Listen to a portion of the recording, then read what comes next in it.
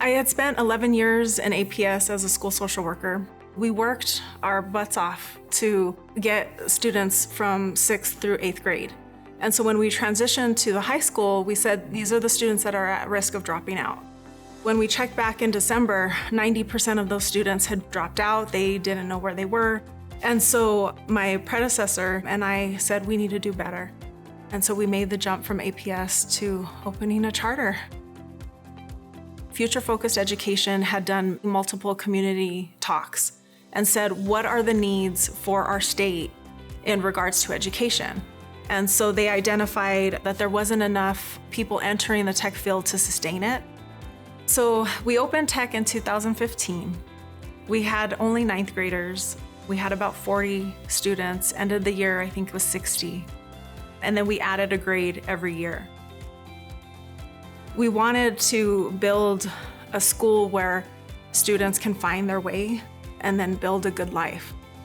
We founded the school based on positive youth development and resilience theory. And so the idea behind resilience theory is that you just find that one person, and that one person can make a difference in a youth's life. Based on that, how do we connect students to their one person so that they can be grounded in their education, they can find their identity, they can have a social justice lens of wanting to stay in the community and make it better? It's really flipping traditional education on its head.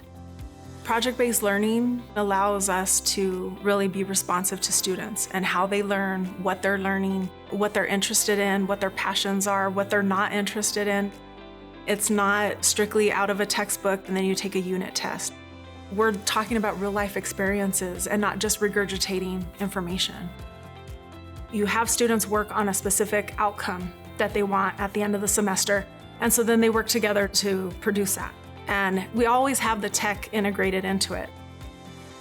That's where the community partners come in. Whether it's hydroponics, whether it's 3D printing, whatever we're working on, the community partners bring expertise that sometimes our instructors don't have. And at the same time, our students then can reciprocate.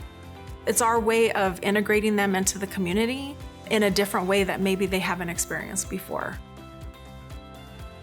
Yesterday, I had a student come in. She was a year 1 student, so she started with us in 2015. She's 25 now.